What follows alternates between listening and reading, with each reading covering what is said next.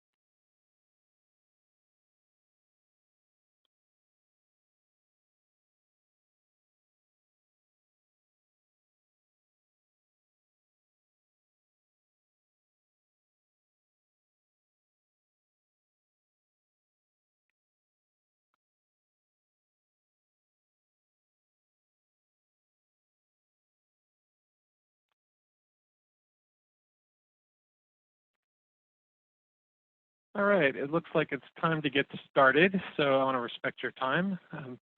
First of all, on behalf of Kendall Hunt Publishing, we'd like to thank you for joining us for the webinar today. My name is Tim Pope. I'm the K-12 Curriculum Director here at Kendall Hunt, and I'm very proud to announce the release of the new edition of BSCS Human Approach, our flagship biology book. And we wanted to kick it off by having a webinar and invite our colleagues from BSCS to share a bit about the challenge of integrating the new science practice standards, or the next generation science standards, specifically into biology. And now I'm going to do Brooke's bio, and if it sounds like I'm reading it off the screen, it's because I am. Dr. Brooke Bourdelat-Parks, she joined BSCS in 2007 and is now a senior science educator there. She specifically works in the areas of curriculum development and professional development. I've had the privilege of getting to know her because she has been one of the lead workers on the development of the new edition of the book that we're just releasing.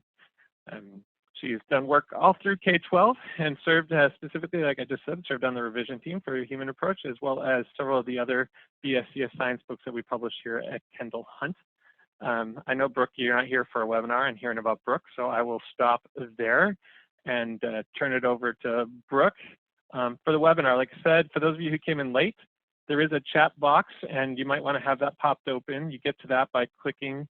There's a black ribbon at the bottom of the Zoom window, and you can click on that because I know Brooke's going to ask some questions and invite you to give some responses. There's also a Q&A box, so if you have any questions over the course of the webinar, feel free to post those there, and then we can answer those. The webinar is being recorded, and we'll be in touch with those of you who signed in with a link to that you can share with your colleagues, or if you want a chance to view it again, you'll have that opportunity. So that said, Brooke, thank you very much for doing this, and it's all yours. Thanks, Tim. Thanks for inviting me to do this. I'm looking forward to helping teachers understand how you can start to integrate the practices into their biology class fairly painlessly and with some ease to help students really understand what they're doing. So I'm going to go ahead and get started, and I would like to first of all hear who is here. If you would just type in the chat box your role or your position and why you are really interested in this webinar.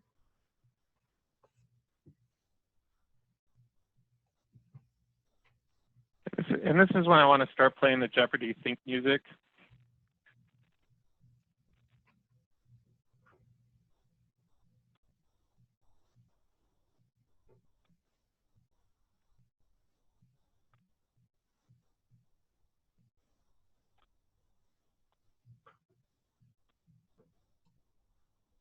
So the first brave response comes from Adam. He says he's a science teacher and former AP Biology Leadership Academy participant. Oh, now they're coming in fast and I got to scroll.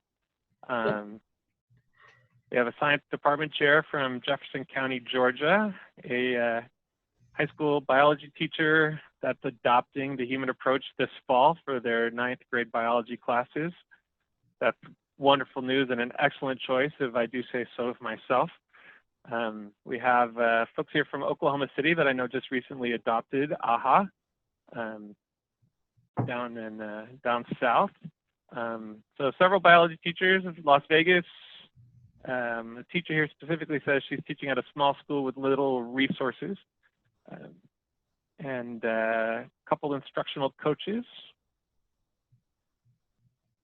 And someone else who has similarly cold weather to me over in Wisconsin. I'm sorry.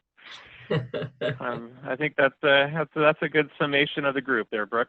Wonderful. Well, thanks so much for doing that. I'm glad to see a few familiar names there and a lot of people who are really interested in how you can begin to incorporate practices in GSS into what you're doing in class.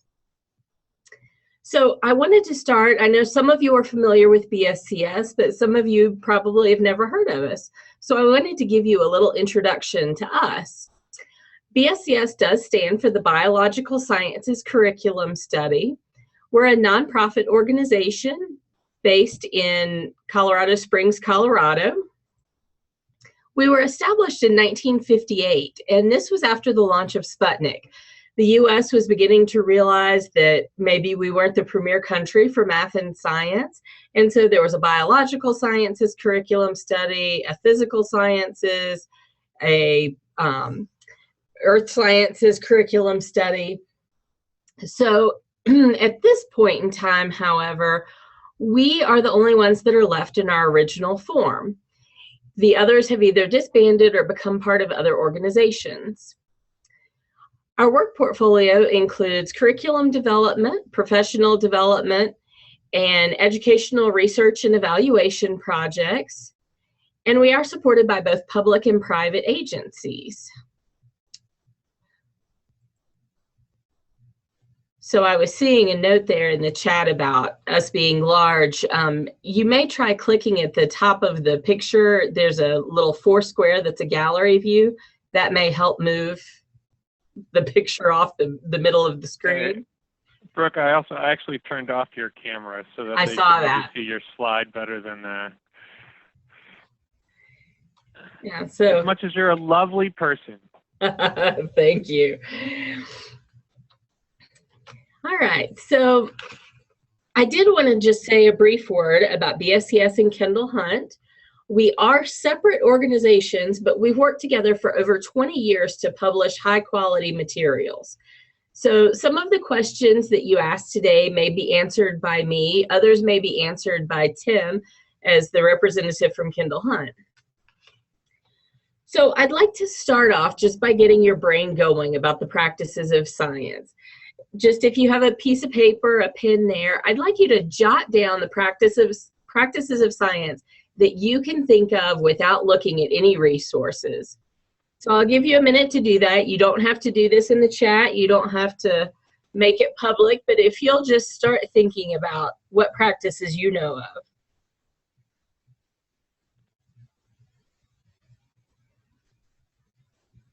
You had me worried for a second that this is a test. No pop quizzes here today.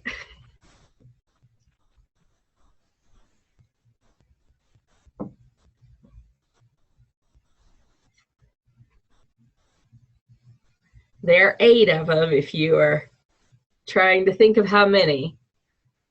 See if you can come up with all 8.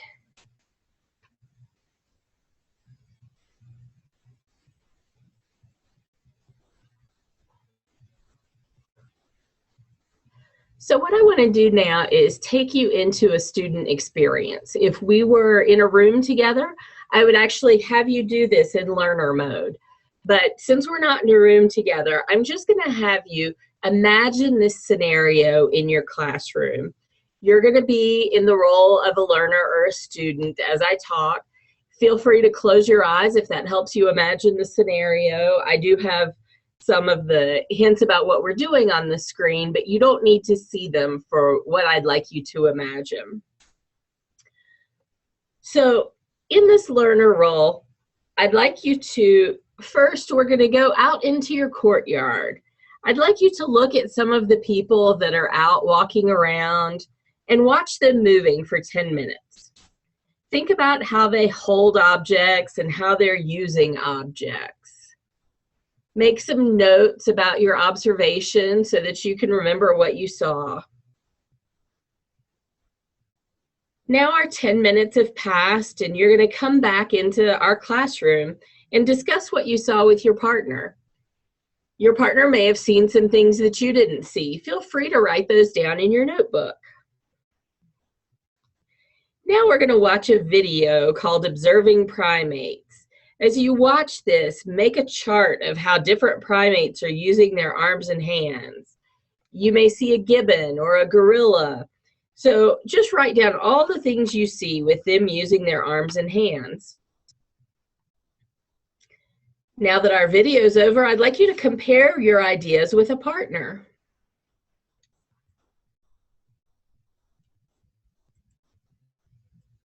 So now you and your partner work together, brainstorm some questions about how primates move and use their hands to manipulate objects. You've seen humans are primates. You've seen some other primates out there in the video. So what questions do you have about that? Now I'm going to let you read something about testable questions. This is a need to know, and it tells you what makes a question testable, how you know if something's testable, and what the criteria are for testable questions. Re-examine the questions that you and your partner wrote and star any of those that you think are testable. Now I'd like you to choose a question that you and your partner would like to test. Make a prediction about what you think the answer to that question is going to be. And then with your partner, I'd like you to outline the steps of a protocol to test that question. You've had a chance to think about what testable questions are. You've come up with a list of questions and decided which are testable. Now you're actually going to get the chance to test one of those. I'll give you a protocol, but you can also revise it if it doesn't quite fit what you'd like to do with your question. Now carry out the steps to your protocol. Make sure you record your observations. You might need a data table, or you might just need to make a list. And finally, use your results to answer the question that you tested, the one that you and your partner chose. So I'd like to bring you out of learner mode now, out of this nice imaginary classroom, and think about how that experience relates to the practices of science. So you're in educator mode now. Put on your educator hat. And this is a list of the 8 practices of science in the next generation science standards. I really like these standards because regardless of whether you're in an NGSS state or not, these are just a great set of skills that I think all students should develop.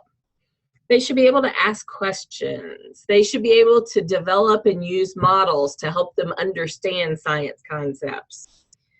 We want them to be able to plan and carry out an investigation so they know how to think about a question and what will help them answer that question. We want students to be able to analyze and interpret the data that they get from those investigations. They might have to use mathematics as part of that to figure out what their results mean. We also want students to really be able to construct explanations and engage in argument or consider alternative explanations based on the evidence that they saw. And finally, we hope that students will be able to get the information they need, find that from scientific texts or other types of written articles, evaluate that, and communicate the information to others.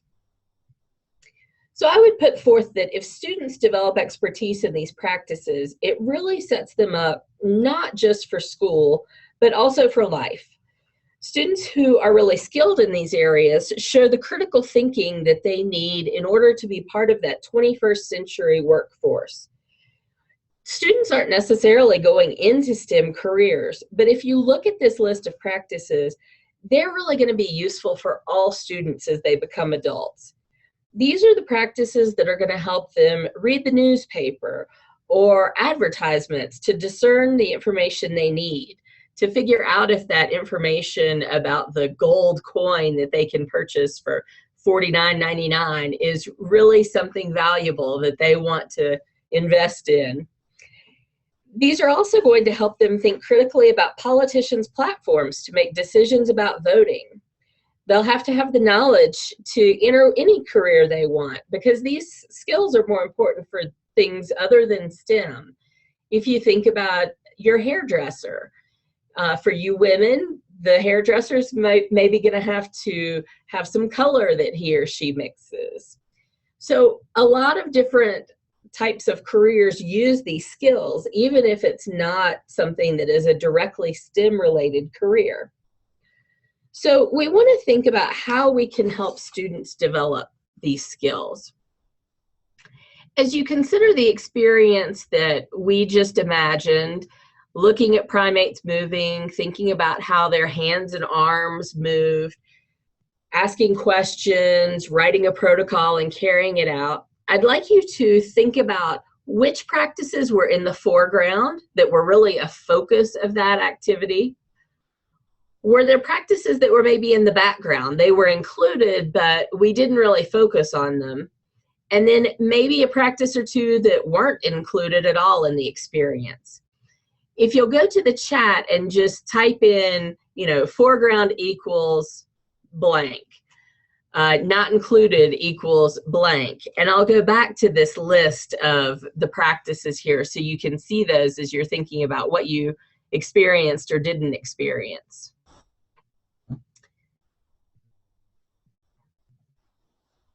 So if you'll type in the chat bar, and then Tim, if you'll summarize for us what you're seeing.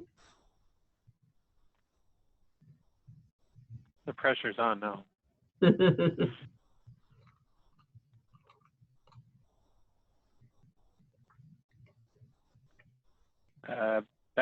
Nick says background using math, foreground asking questions. Thank you, Lori. Foreground asking questions, planning an investigation, communicating information. Not present, developing a model. Foreground constructing explanations. Another asking questions. Asking questions seems to be a popular thought on this one. Yeah.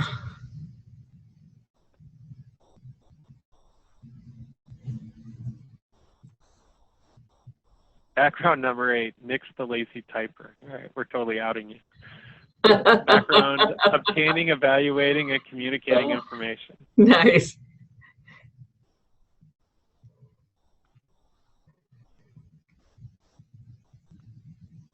Foreground, interpreting data.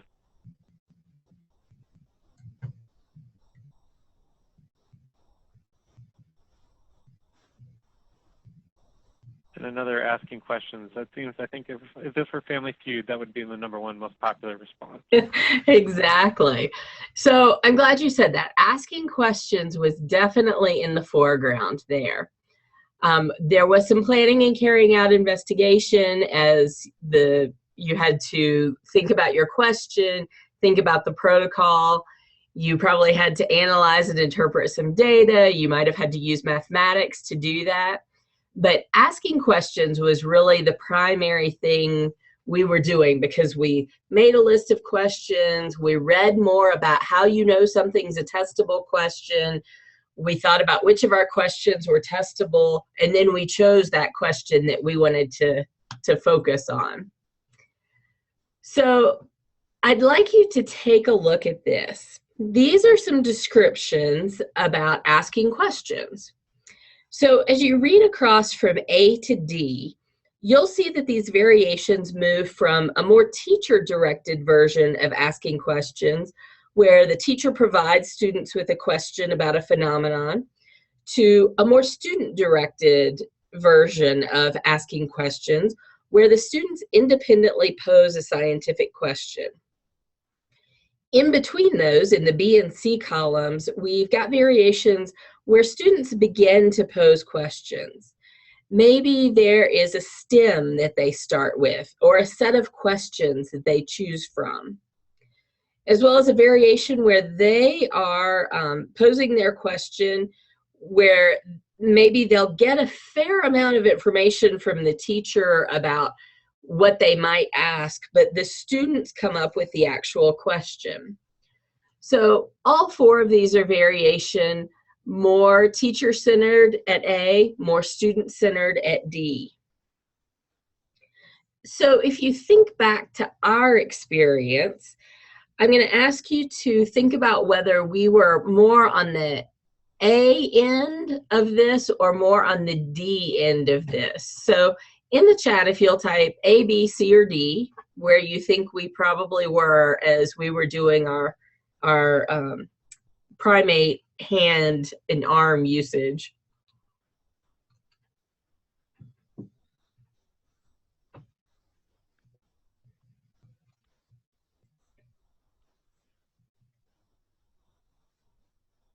B is by far the most popular answer so far.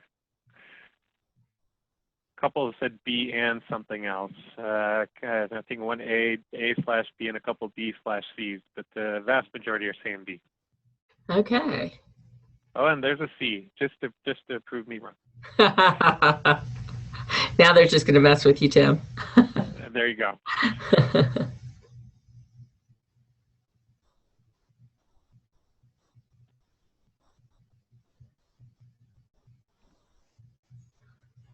All right. So hopefully everybody's had a chance to think about this. So I see there were lots of B's there. I saw the occasional C. So as we think about this, the students were actually coming up with the question themselves, but they were provided with a lot of information and they were given some pretty narrow guidelines about, you want a question that's related to the way primates use their hands or arms. And so that's a lot of information that really helps students learn, okay, this is where I'm going to narrow down my set of questions. Now I'm going to read some more about testable questions, and then they were able to come up with their specific testable question. So I would agree that this kind of falls in the B to C continuum. This isn't a strict, it must be in one particular cell, but students definitely were receiving a lot of information that helped them come up with the question that they asked. So I'd like us to think about another student experience. I'm going to give you just a minute to read this one. This is from a genetics chapter.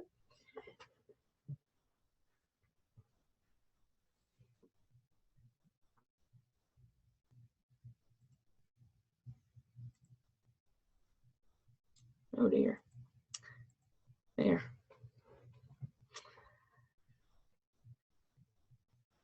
It's difficult to read when my sharing stops in the middle, but hopefully that wasn't too disruptive.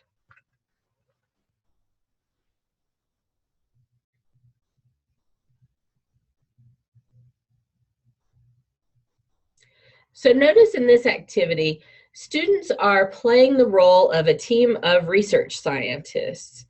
They are trying to describe the likely structure of a DNA molecule, and they're going to get a chance to actually build a model, a physical representation of what they think DNA looks like. And they're going to work in much the same way that scientists work, because they're going to get more information. The same way scientists may come up with an idea, maybe other people publish some information, and you get a chance to revise what you're thinking, students are going to get to do the same thing. So in this case, students are given pop beads and some information that DNA is a polymer. That means it's a very long chain-like molecule. It's got small subunit molecules. Those are like the links in a chain. They're bonded together. And there are 4 different types of subunit molecules. So take a minute and think about what you might build with that information and some pop beads.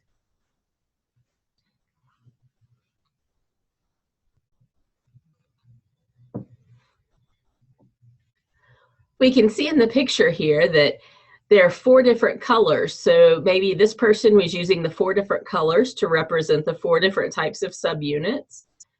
And they have these subunits linked together like a chain.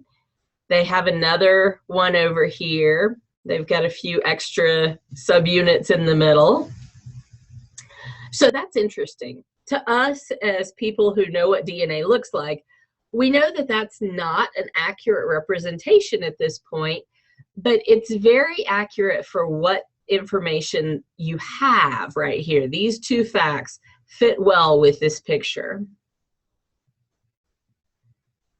So at this point, students would compare their model to what their team members built, discuss any differences, and make any changes that they feel are needed.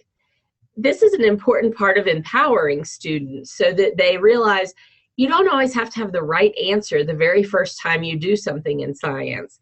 Research shows that this is part of why some people are discouraged by science, because they feel like they always have the wrong answer. So by building this model and continuing to add to it, it's helping to reinforce that you're here to learn and you don't have to know everything from the start of class. Then students get a chance to analyze their model with some very specific questions. So they're thinking about how the features of the model represent the properties of DNA. For example, there are 4 types of subunits and there were 4 colors in our model. How do you think the structure of DNA may allow it to encode information? This is a question that they certainly don't know the answer to, but they may be starting to get some ideas. And then how might DNA store different information along different parts of its length? These questions get students thinking and hopefully curious in, well, what is it about this DNA stuff that helps to hold information and stored information? So continuing that, now students are given some more information. They've already got their polymer that has 4 subunits, and now they learn that DNA is 2 long chains twisted around each other to form a double helix. They get a visual of a helix is a spiral, similar to the shape of a pipe cleaner when you wrap it around a pencil. The 2 helical chains are weakly bonded together. The subunits on one chain or strand bond to subunits on the other strand. And the diameter of the DNA molecule is the same along its length. So students have an opportunity now to continue adding on to their model and to readjust what they were thinking. They have a chance to compare their model with their teammates, look for any differences, make changes that they think are necessary, again, building our knowledge. And finally, they have some more questions that really help them analyze their model in a specific way. In this case, they're going to create a 2-column table thinking about the structural characteristics of DNA that they've been given and how the model represents each. So linking this physical representation to what they know, what the science ideas are about DNA. They'll get to see a figure of a zipper and a ladder and a spiral staircase to figure out, are those good representations of DNA structure? And finally, they get to think about the strengths and weaknesses of using a pop bead model to represent the structure. Then as they continue, students get a 3rd set of information to add to their model. They again get specific questions on how to analyze what they've done. Then they have a chance to watch a video model and compare their ideas to those that they see. And finally, they consider how they would revise this model based on the new information, how they would define some of the limits of the model, and how they could represent DNA more accurately. So this is an opportunity for them to decide that, hey, I think marshmallows and toothpicks would be better, or, you know, I think an actual ladder would be better. So they really have that opportunity to think about how models represent something in the real world and what the limitations may be, how they can do it more accurately. So again, I'll show this list of the practices, and I'd like you to again type in the chat box what you think was foregrounded, what you think was backgrounded, what was maybe not included. So while people are typing, someone just asked a question that I answered, but I'll let the expert answer as well. And the question was whether the activity you're talking about right now would be most appropriate for high school or middle school students. You know, this is something that we have in a human approach, which is a high school program. There are some aspects of it that middle school students could probably do, but the specific information here is probably more appropriate for high school. But it's definitely the type of activity that we would like to see middle school students or even elementary students doing. Nick also indicated he thought it was a great high school activity. And responses here: foreground, developed in using models, modeling, not included, mathematical and computational thinking. Foreground number 2, Nick the lazy typist. Yeah, number 2, using models. Great. So background number 7, engaging in an argument from evidence. Yeah. So with that being backgrounded, that's nice because they did do some engaging in argument. They got to compare their models, which is one aspect of engaging in argument, but that wasn't the primary thing that they were doing in this particular activity. So we have a couple of people suggesting the number 6, the constructing, you went past it. Oh, yep, constructing explanations. As number 6, or as a foreground, I'm sorry. Yeah, so students are having an opportunity to think about what their model means and how it relates to the scientific ideas.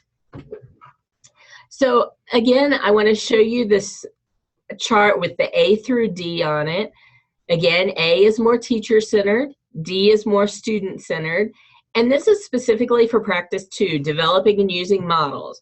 That was the primary practice that was in the foreground here. So as you look at this, do you think students were A, B, C, or D as they carried out this?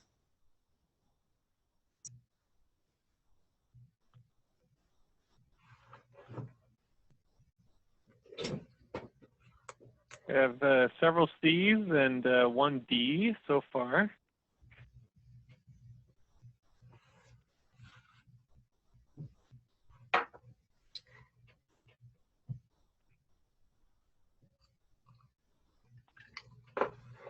Lots of C's.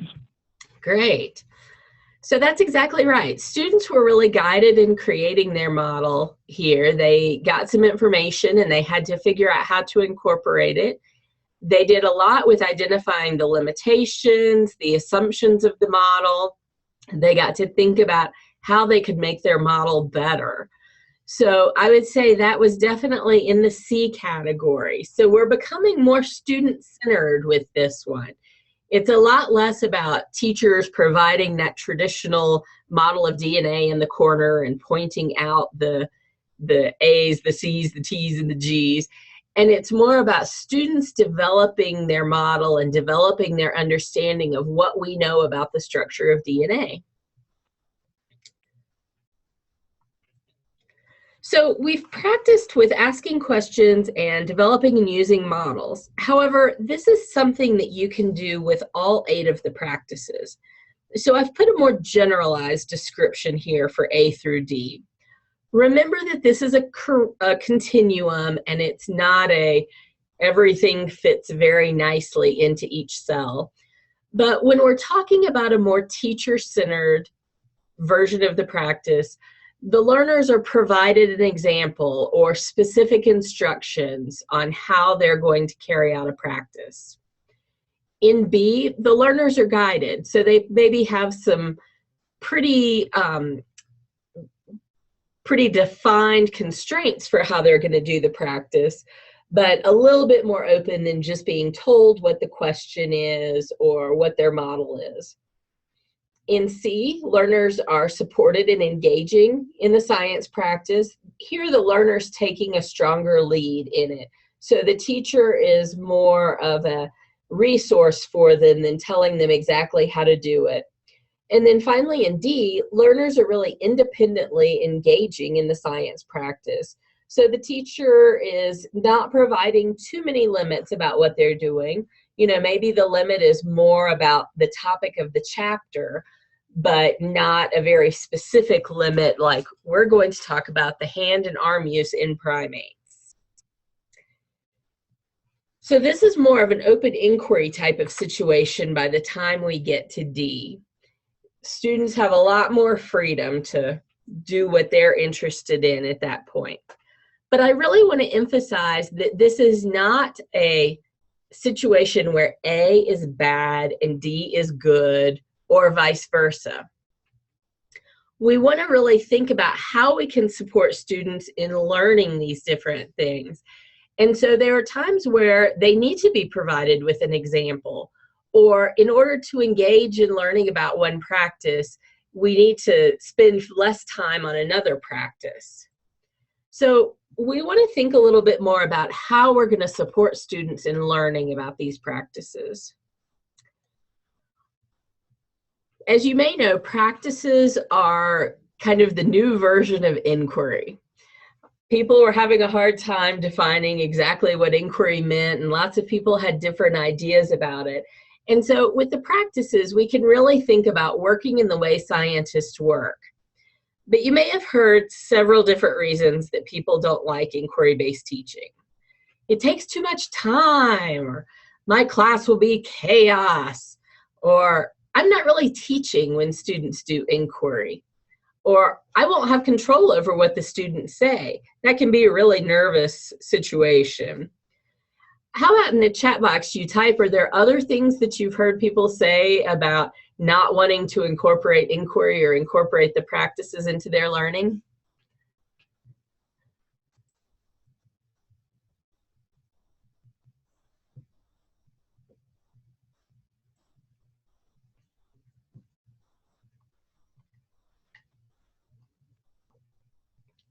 Yeah, doesn't allow us to get to all of the material, exactly. Costs too much. I don't have those resources to buy that. Students could develop an incorrect understanding of one or more concepts. Oh yeah, students have severe anxiety because no other classes go this way. My kids can't handle it. Yeah, so those are some great reasons that people have for not wanting to do inquiry.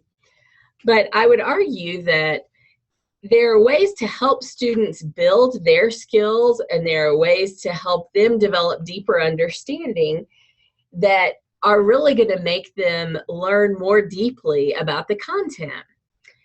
So we did this A through D thing for a couple of practices, but let's think about a picture of an entire activity. What if we scored all 8 practices as Ds? If you had an experience that you could score this way, all 8 practices, all at level D, I can see why you might think it took too much time, or the class could be chaos, or my students can't handle this. Because this is a huge level of commitment, and students need to really have a lot of understanding to get to this point. The research about learning shows that students rarely have the ability to begin with completely independent experiences of the practices. They really need an opportunity to develop their skills.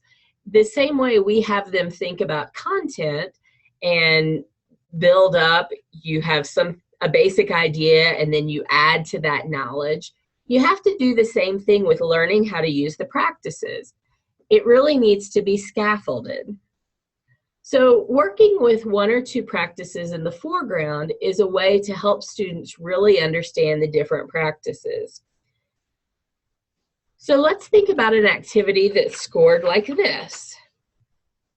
Notice in this one, there is a focus on practices 4 and 6, which are analyzing and interpreting data and constructing explanations. These are the skills that the students are really going to work on doing pretty independently. They've had some practice doing these, they've worked on them, and they've gotten to a point where they can do this independently. There's some other practices down at the A and B level. This will help them get through a cohesive experience. So you need to have a question, but maybe the teacher doesn't want to spend time focusing on questions, so the teacher just gives them the question that they're going to be looking at. This allows them to not have to focus on, oh my gosh, what's my question going to be? How am I going to ask it? Is this a good question?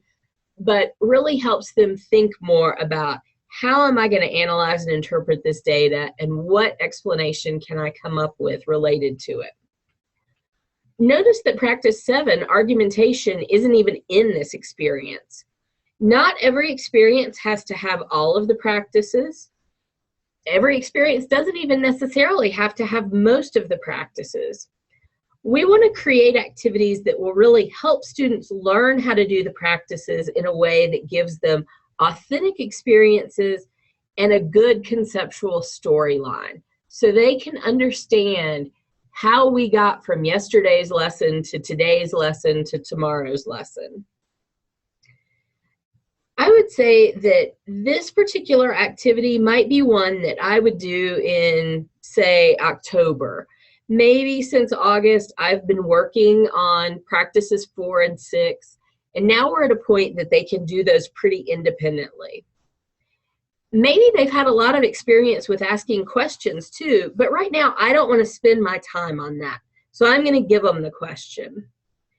And then as you do this all year, maybe December or January, you have 4 and 6 back at the A level, but you've got 2 and 5 more at the C or D level. And then finally, by the end of the year, you might have an experience where students have had practice with all of the practices, and now they could do C's and D's for pretty much all of them. But that's definitely not something you're going to want to do in September or October. Now, at this point, that's great. We've got the practices, we know their names, but sometimes it's hard to know what these practices really look like in the classroom. So I want to refer you to GSS Appendix F. If you just do an internet search for GSS Appendix F, it'll come right up. It's free to download. You can get a PDF.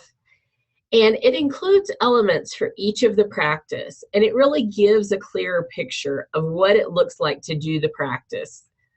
I've chosen practice 8 here, which is obtaining, evaluating, and communicating information. And the actual appendix includes all of the grade bands. I just cut us off here at 9 through 12 so we could look at that and not have quite as many words on the page. But this is a hard one because a lot of times teachers think, well, I had my kids talk in class, therefore they did this practice. But if you look at these bullets, you can see that's really not what the practice is about. It's more about reading scientific literature or comparing the types of information they get from, say, building a model and watching a video of a model, or looking at different sources and assessing the evidence. How useful is this source? So there's one of these charts for each of the different practices, and I would encourage you to take a look at those to really get that snapshot of what it looks like to do these things in the classroom. So as I conclude, to think about getting to that finish line with your students related to the practices, we want to be really purposeful in what we want students to learn in a given experience. So this means thinking about, what do you want over there at that level C or D? Which practices do you want more at the A or B level? Consider where your students are in their learning about the practices. I think it was Nick maybe that mentioned the severe anxiety students have. Yeah, if you jump in and it's completely open inquiry, that's going to cause a lot of anxiety. But if you've really helped students learn, this is what a question is, and this is what a testable question is. Pick out some examples of testable questions from this list. Now write your own testable question. As you move along that continuum, it's really going to help them feel confident in, I can do this. I know what this is. And finally, use the variations of the practices, that A through D, to help you decide where students might need additional support. So maybe I've got an activity that I really want to do, but as I look at it, I see that it's pretty open in what it wants students to do with analyzing and interpreting data. This might be a place where you help them out by giving them a data table if that's not something you think they're ready for. So by doing this scoring in advance, it really gives you a snapshot of the activity you're going to do and helps you think about what your students are able to do and where they might need additional support. And by doing that, you really are going to get to a point where students feel confident in doing these practices and they've truly developed the skills that they're going to need to be adults in this world. So before we go to questions, I want to turn it back over to Tim, and then we'll be able to take some questions at the end. All right. Well, you know, honestly, there is one question that I wanted to let you take a stab at before I went into my brief little pitch. There was a little bit of a chat going on around your question about the struggles for getting schools to embrace inquiry, specifically inquiry in science, which led to a little mini discussion in the chat around testing. And then Adam asked the question, maybe we need to rethink our definition of a test. Could the inquiry-based activity serve as a test?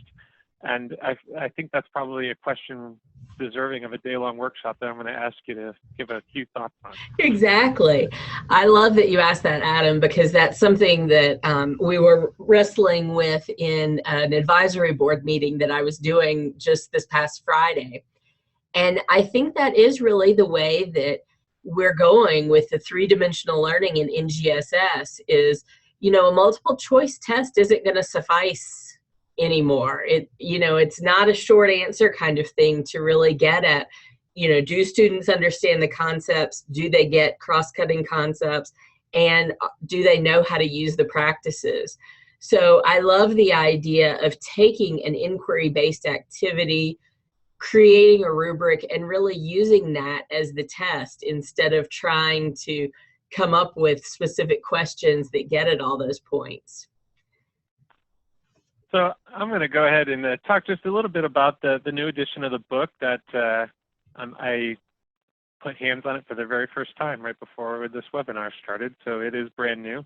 And I'd say while I'm doing this, if you have questions, feel free to type them in the chat or in the Q&A, and then I'll be brief. So we do have the new edition of the book.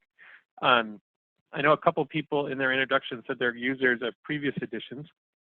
I will say in the new edition, the changes to the book were less in terms of the student content and a lot in terms of trying to use terminology and change the teacher support materials to really make the connection between the pedagogy and the practices that have been a hallmark of BSCS and connecting that to the next generation science standards. And then we've also really looked at making wanting the books to be successful for all learners and what kind of support could the authors provide for those of you who teach diverse learners, and then really taking a look at the digital tools. and how we've changed the digital tools to update those. So, of course, as always, the book still fully embraces the 5E model. And that has, I don't know, so Brooke, how many years has that been a hallmark of BSCS and the foundation of instruction? Yeah, I think since our inception. You guys had those great videos, what is it, a year or so ago with on the anniversary where they talked about the history of the 5E model. It was fascinating. Exactly. So that's still obviously present in the book. But then we've also, in the front matter of each chapter, the authors have created these tables to help you see how the next generation standards are implemented in that chapter, looking at all the different facets, the science and the practices that we've been talking about, as well as the DCIs, the cross-cutting concepts, and the performance expectations. So now that is provided for teachers to support your implementation of the standards. And then, finally, we did a total overhaul there of the ebook, still providing the support for all learners, the readings, the audio, the videos. Brooke cited an example of using a video. Those videos are all embedded, and really focusing on making them at point of use so that you can easily implement that program as your biology curriculum. So that said, I'm going to go to the questions here real quick. Does BSCS offer already prepared prompts for some or all of the content in the text, or suggestions on A to D ideas within the teacher information for various content that can be used right away? I think one of the biggest issues is developing prompts like this one in here that was used today to help change content to a more inquiry-based approach. That comes from Rebecca. Thank you. Yeah. So as we developed the book, we were really aware of wanting to help students scaffold not only their understanding of concepts, but also of practices. And so the two examples I gave today are actually directly from the book. You know, obviously I paraphrased in some cases rather than just putting up the page of the book, but that's exactly what students are doing in the book. And then, as Tim was showing, we've got the Venn diagram and the table to help people see exactly what practices, what cross-cutting concepts, and what disciplinary core ideas students get to work on in a given activity. We also have some supports for differentiation or supporting struggling students. So if it's not something that students are successful with on the first try, we try as often as we can to give some other choices about, you may try this or you may ask this question, to help them really develop their understanding so that they aren't feeling that stress and are thinking that they can do science. They're really empowered.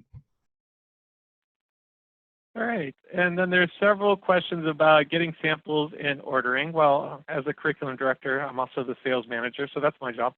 I put on the screen a phone number and an email, also the website for the new edition, all those places.